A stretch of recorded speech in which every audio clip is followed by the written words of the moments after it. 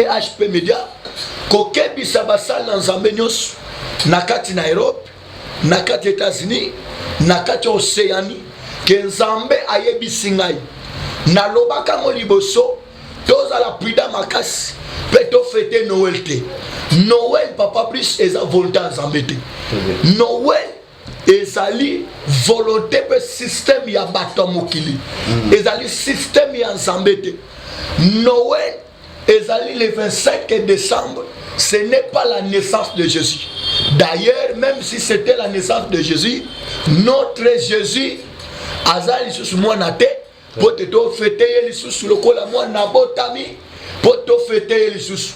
Mais à ma grande surprise papa, au coquet na l'église à minene, au ba tout le coup à bato bazali, au ke kokuta, bazubi ke kobache wana, ozo mona bazu pe mona bébé, bache na kati ya maboko, balobete o Maria, balobete o Joseph, bache ba meme ya bikeko, et bato bazali ko adorer. La Bible dit, tu n'adoreras que ton Dieu. Okofuka melaka kanzambe na yo. Okozala nzambe mususu te. Alors, tala lolenge batu, bazali komi fongolela bango moko pota li fel panda ke ngai nzambe na poneli bango nzela wana te. Fête ya Noël papa, et na kambo batu bako fêter Noël okomona ke Noël oko les avonta nzambe te. Dieu m'a dit que plusieurs batu bako kufa. Il y aura des morts. Décembre, le 25 novembre, le 25 décembre plutôt, tout on va fêter, bako attirer malheur na katabo mona bango, bako attirer ba problème, pe bako attirer ba makamu ya ndenge na pe bako mi memela mikumba bango moko. Pendant que ils a volé nzambe te, nzamba lobi na beta trompette, trompette ezalaka nde pona kokebisa. Mwana nzambo za matoa koyoka sa nini? Ayoka. Ko décorer ni ndaku na yo, ko décorer ni église na yo, ko lata ni elamba sika pona honneur ya Noël. Oui, soko ko lata elamba sika, lata pour la gloire de Dieu et non le kola o célébrer Noël. Ko tchaba fleur na ndaku ne te pona gloire à Noël, parce que même Noël oyoka Noël, yemo ka sataniste. Il n'est pas un Noël de Jésus, mais c'est un sataniste, c'est un grand magicien. Alors, soyons prudents, bien-aimés. La Bible dit, ne vous conformez pas au siècle présent. Amen. Mais soyez transformés par le renouvellement de l'intelligence. Bien-aimés, ça l'a transformé par le renouvellement de l'intelligence. Au commandant Moutamaye, le papa Moukolona Mandef,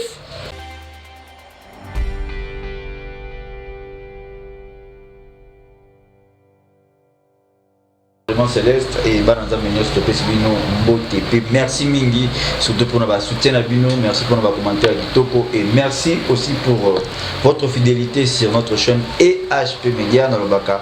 EHP Media, c'est l'ensemble des saints alliés ensemble et chrétiens. Et voilà pourquoi tous ceux qui n'ont pas de télévision s'abonner au channel sur cette chaîne pour avoir continuité à l'émission, tout le message. Il y a Bananza Meokolo Atalisakana, Oesika Parlement Céleste. Cette émission est là. Édifié, béni, paix, consolé à travers Maloba Nzambe, Atalisaka, Basali na vraiment Kolo, à Pambolayo, Yamini Koleka. Et que Dieu vous bénisse. Je dis aussi un grand merci, Naba Nzambe, Oba Mesana, pour celle la Bible, pour les pratiques de la Bisso, aimez-vous les uns des autres. Merci Naïvi, pourquoi on a enseigné merci, on a pour la Pambola Bino Makasi, et le Bisso, il est le rémunérateur des élus qui les cherchent. Yom Toni Ratata Nzambe, Nebek, Azarana. Pour un soutien à toujours. Pour la Pambolayo, je ne suis pas seul sur le plateau, je suis avec l'homme de Dieu, le prophète Richard Nimi, autrement dit, la machine de l'éternel. Il y a Kapambate dans le plateau, ce qui nous a malgré les Mbote Monsalanga. Oh, papa, c'est pas Mbote. Voilà, Banana toujours de partout, Europe, Amérique, Asie, Océanie, et le Bossa Pété dans la République démocratique du Congo, et il y a un moto banana pour débuter dans le Sambo, et sinon, Banana Mbote, et puis au Kabib sur le Sambo. Nzambe apambola bino makasi, bien-aimé dans le Seigneur, serviteur de Dieu, servante de Dieu, fidèle, laïque, que l'Éternel vous bénisse. N'a pas su nos mots partout, bino bansu bolanda kabiso busutena kabiso nakati ya mosala munene nzambe apesi biso ya koyeba koéveiller mémoire ya bana nzambe pe ya koyeba kopréparer église ya nkolo et tant qu'épouse à l'enlèvement de l'église, parce que je l'ai toujours dit, moi le prophète Richard, je ne prêche pas la fin du monde, mais je prêche l'enlèvement de l'église. Enlèvement de l'église, parce que la fin du monde, ils allaient noter. Enlèvement de l'église dès qu'au Salima Liboso, après grande tribulation, guerre Gog et Magog, et guerre d'Armageddon, Tino, fin du monde. Alors, je suis là toujours pour nakola musabe esprit avant l'Anzambe, pour nakokeba natan otozali, et yamoto koba na pamboli bino na pesi nombote na komona Yesu, batu ya France, batu ya Angola, batu ya Poto, tout Europe, Asie, Amérique, Océanie, Afrique, je vous aime beaucoup. Que le Dieu de mes pères vous bénisse abondamment. Prions pour commencer notre émission. Éternel Dieu, topé sur le sous. Merci. Nzambe Yabolimo, Nzambe Nangolu, pour la faveur, paix, grâce au Salibiso. Toyebana kokoma lisusu nangonga oyo pe kotelema liboso etuluku ya bato na mokili mobimba obalada kabiso bana na yo basali na yo monde entier. Seigneur, si ce n'est pas ta grâce tokokai pe ko telema te liboso peuple na yo na la chaîne ya EHP Media. Père très saint, to sengi grâce na yo ezala partage na biso et au Saint-Esprit qu'on guide biso de tout ce que nous allons parler. Seigneur, nous voulons que nous parlons seulement ta volonté, non pas notre volonté, mais seulement ta volonté, parce que koza ba salina yo tokoloba pe ozali yo zambe sunga biso atako tokoloba création ya banso oba kolanda yango bana na bososoli na malobo ekobima na kombo na Yesu Christ de Nazareth obondeli. Amen. Amen. Merci Nabana Nyoso et merci aussi à l'homme de Dieu. Et sans oublier tout beau sanité, équipe technique. Merci beaucoup. La grande équipe EH Media derrière la caméra aujourd'hui, c'est Monsieur Charlie Kanga, Image Pro. Merci pour l'image qui te pour moi. Et Bananzam Dazolanda, tu veux que ce soit Yéboué à Pambata. Alors, message non Bananzam. Je pense que merci Papa Brice. N'a pas molli sous Zambé. Le Lengue Bible Zoloba que les peuples qui marchent sans révélation, c'est un peuple qui marche sans frein. Okay.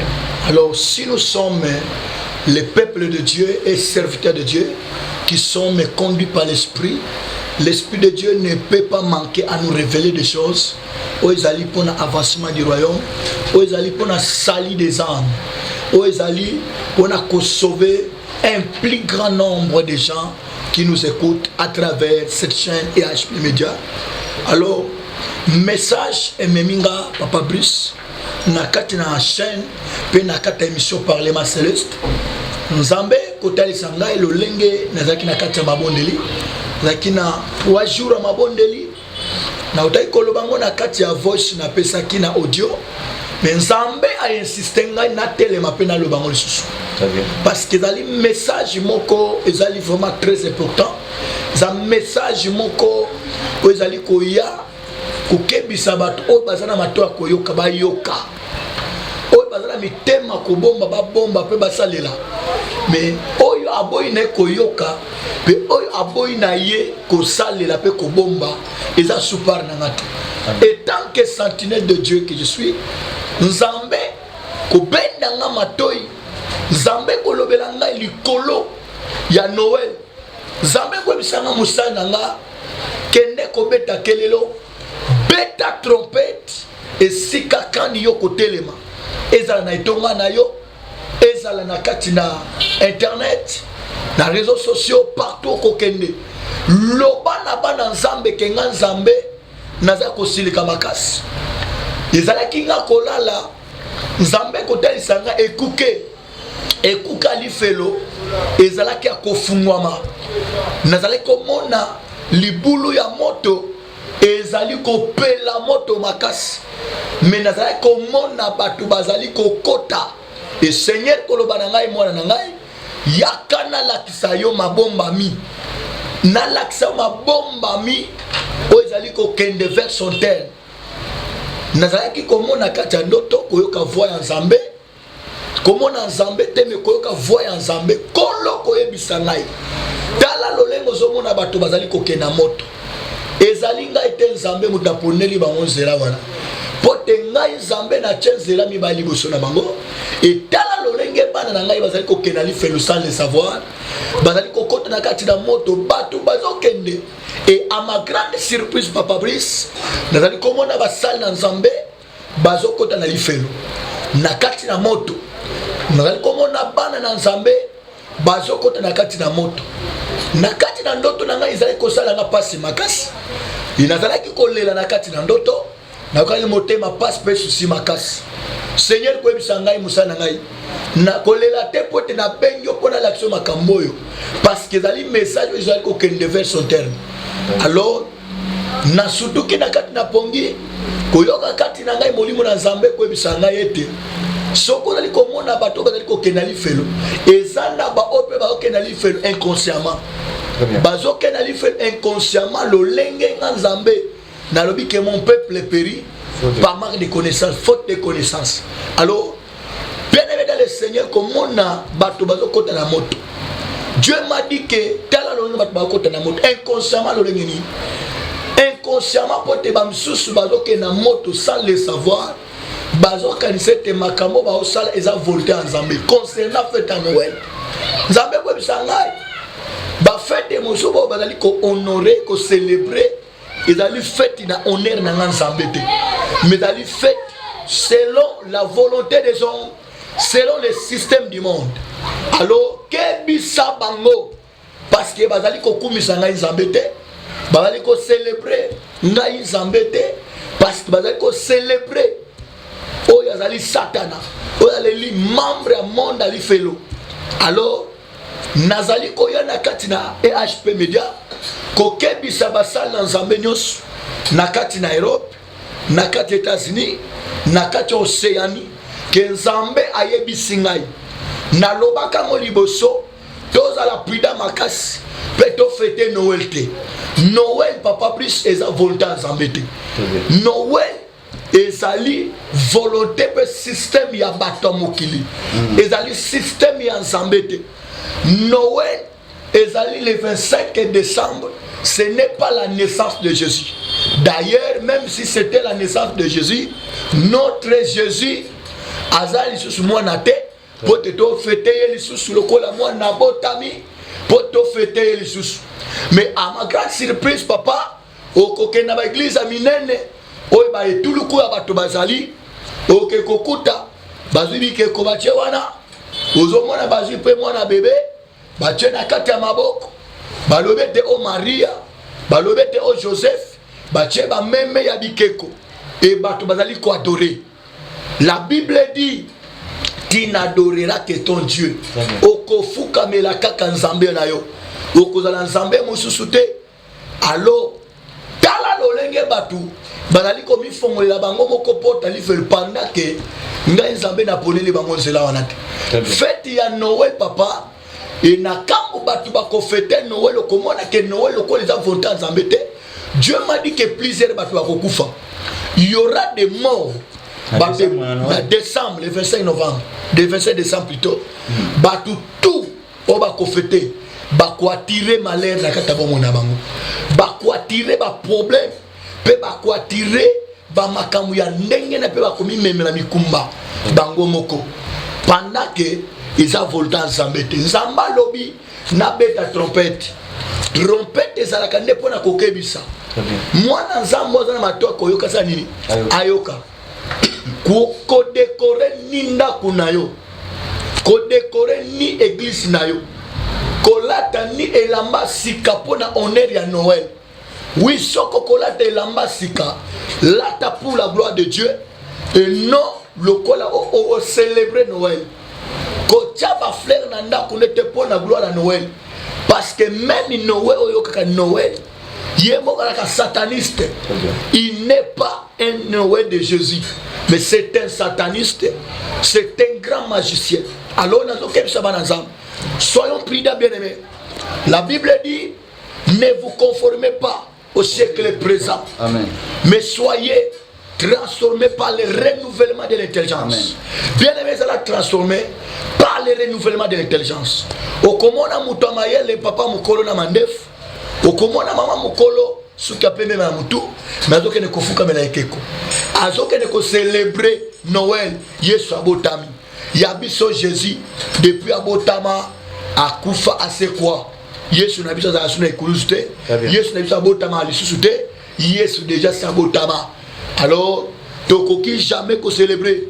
Et le 25 décembre, ce n'est pas la vraie date de la naissance de Jésus. Le 25 décembre est la date. Oyo baromé, babana ko célèbre le dieu soleil. Le dieu soleil, date oyo tellement ils qui en plein ma casse. Alors, dans le christianisme, baromé ba komona que non. Lokole là qui le dieu soleil. Tout ça qui komuma mais la ko célèbre le 25 décembre. Tous les date wana, tous les bako coïncider naissance à Jésus. Ndé ba ko tia date wana. Alors yeba que le ko les vraie date, il y a naissance à Jésus. Tango bato bazo célébrer Noël, bazo continuer ko célébrer le dieu soleil. Parce que qui date il y a dieu soleil. Mais bato bazo célébrer. Alors naze ko kebisa mona nzambe, il mona nzambe lobi que c'est lui qui a des oreilles pour entendre. Entendre ce que l'esprit et belé bazo kota li fait bazo kende komi fomo écouter ya li fait le mamoko zamba lobi pona yo moko. Merci beaucoup. Vous amo na nzambe kolo asali ngolu oyoka émission oyoka avertissement oyo pambate mais poete oyo bana komi lengera oyo bana kopona zela malam.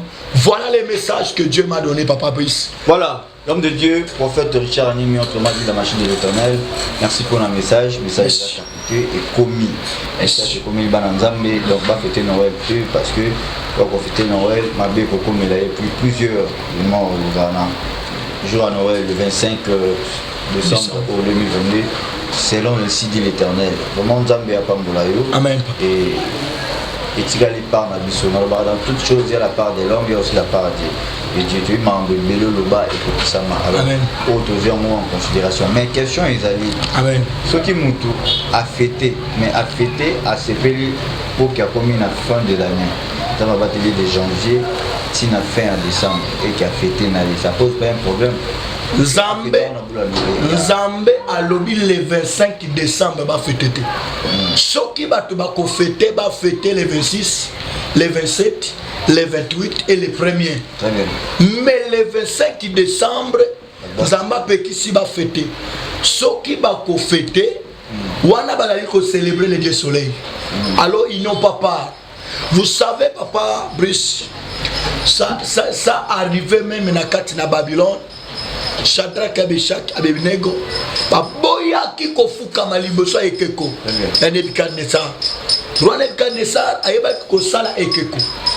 Ekeko wana ezala ke mutu nyonso na kati ya mboka Babylone. Il faut afukamela ekeko wana pa adorer yango. Mais ils étaient seulement trois. Trois seulement baboya ki ko adorer ekeko wana malgré ba épreuve yaki. Malgré Bitumbeya qui est baboaka qui est moto. Mais les 4 personnes à Télémac. Vous savez que dans l'Oba qui même que 2023 ils ont une surprise mon kamakas. Batebele ba okufa. Ba mort et cause la pebele. Pourquoi 2021 batu bakufa. 2022 coronavirus payé momi batu. Mais Dieu nous a donné aussi un message que 2023 est cause la le pire. Les pires, Papa Brice. Donc, Dieu nous a déjà dit d'avance qu'en 2023, il y aura des surprises désagréables. Papa, bateau à okufa makas. Ce qui 2022, bateau belé bakufaki. Mais moi, je vous dis, étant que prophète, n'a pas ça un message que même le coronavirus et qu'il y a une dimension sous. Bato bazo mona ke coronavirus na minute comme le quoi malaria. Et moi je vous dis ata ba mona le quoi malaria mais ko boma batebele. Batebele pe ba kufa. Coronavirus c'est bomasu. Oui, et ko bomasu kolika. Dieu nous a donné ce message. Vous savez comment on a intéressé c'est nzamba ça biso. Coronavirus c'est bomasu batebele kolika. Parce que zali ba fléau où ils allaient précéder avènement, ton retour du Seigneur. Merci beaucoup. De son Seigneur. Merci l'homme de Dieu, le prophète Richard Nemi, et c'était bel et bien la machine de l'Éternel. En tout cas, nous n'avons pas pour le message, mais nous avons dit au Talisa Bato, Bazolanda, Tokobo Sanabon, Tazan avec Tessie Namutu, et Azan va penser belé, Azokwa, même pas comme dimanche. Le soir, on a tout bazar maladie, on a même moi, il y a soutien et pour fortifier, il faut en avoir bon auto-chute. Bon, merci Papa Brice. Tant sous ce négo Tikoloba, Banan Zambé Belé va perdre tant sous espoir. Azomona est-ce qu'il y a pena au coma pesant les premiers 2023 est-ce qu'il y a kokoma nazali kwa sire moi na nzambo azuli baku ya kolanda le prophète Richard nakata émission oyo bien aimé na lingina exhorter message moko très important dans le livre de Marc chapitre 5 na nalobla sur les traversées bien aimé dans le Seigneur. Dans Marc chapitre 5 la Bible dit que Jésus a tambola qui n'a pas yéko et Yesu a pesi ordre n'a pas disciple qui va passer de l'autre bord ba kende na ngambo muso ibale de l'autre bord. Mais nani appelle ça qui ordre? C'était Jésus.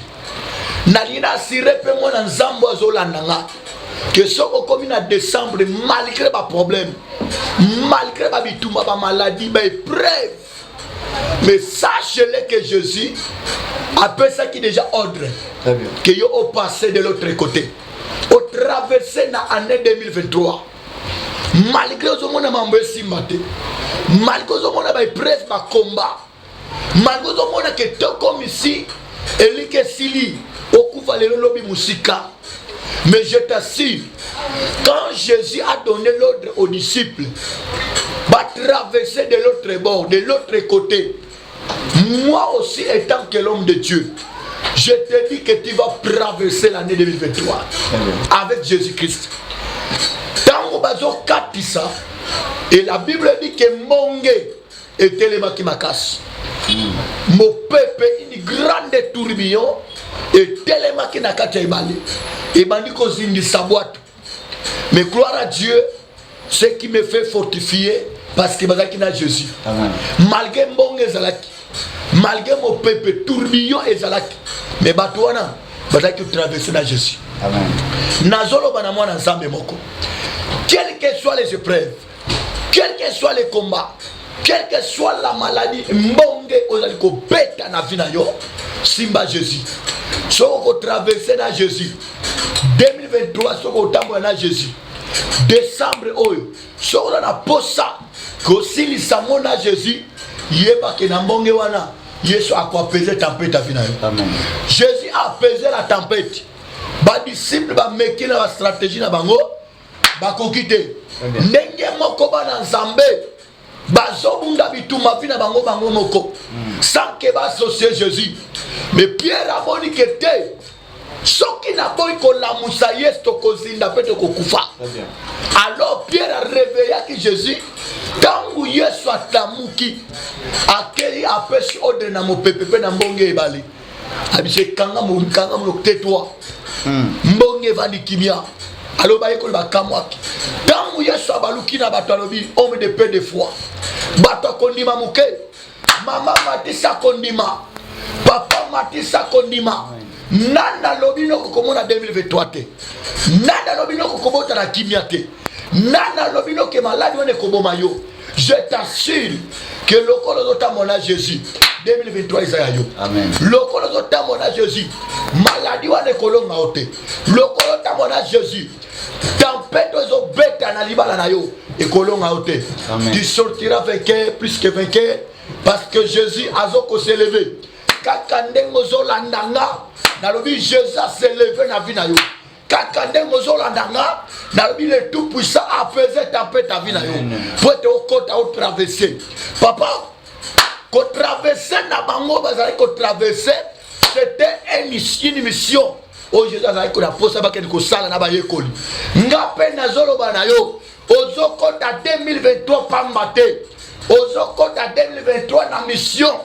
Il y a une mission moko zambe après ce yo ya ko accompli na 2023 quand Yesu va traverser malgré bituma malgré ba épreuve mais la Bible dit liboma moko ozali kolala na kati ya cimetière musala ye komikata kakataka na nzoto et akutana kina Jésus Yesu abikisaki ye na 2023 ezana eloko moko o Jésus alinga sala na vie na yo olokota ngo pamba te mama basalere lokolo la nde mission oyo nazasire yo tant mususu olinga kokufa tant mususu omona kelike sili mais je t'assure comme tu as écouté le message de la traversée, tu vas traverser avec Jésus. Les épreuves ne te vaincront jamais. Jésus se lève avant que tu puisses arriver le premier.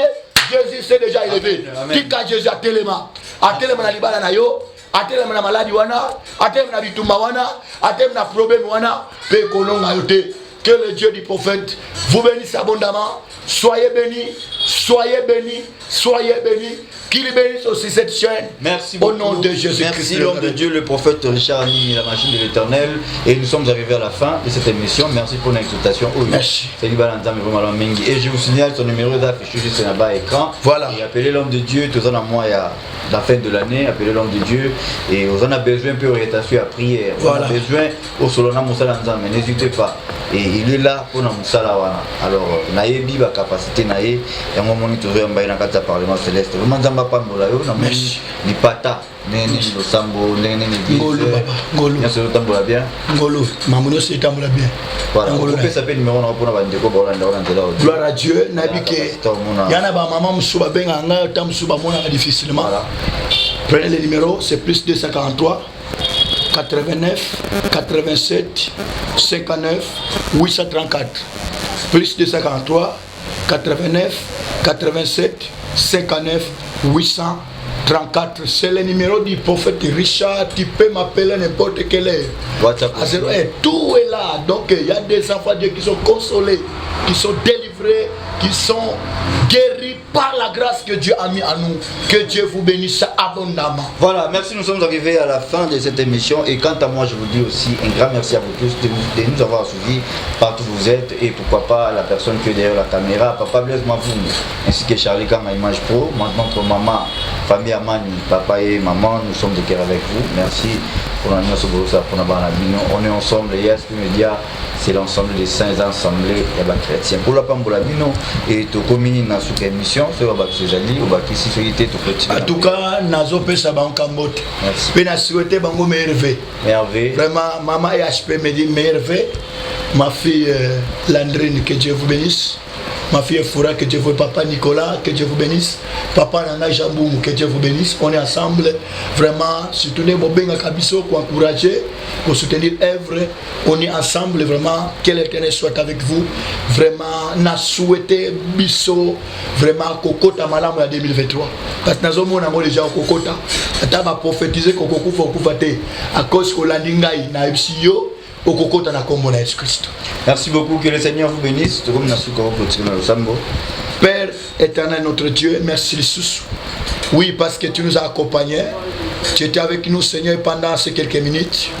Seigneur, j'ai transmis ce que tu m'as donné, étant que ta volonté. Oui, Seigneur, ma bouche, la bouche est à moi, mais les paroles qui sont sorties, ce sont tes paroles. Il est écrit, c'est poussé par l'Esprit que les hommes ont parlé de la part de Dieu. Que cette parole, que ces messages consolent, que ces messages édifient, que ces messages délivrent, que ces messages épargnent les gens dans cette colère à venir qui arrive. Seigneur Dieu de grâce, bénis tout et chacun qui va écouter ces messages au nom de Jésus-Christ. Père, dans le monde entier, bénis cette chaîne, bénis tous les travailleurs qui travaillent à la EHP Media, qu'ils soient fortement bénis au nom de Jésus-Christ. Amen. Amen. Bye bye, à la prochaine.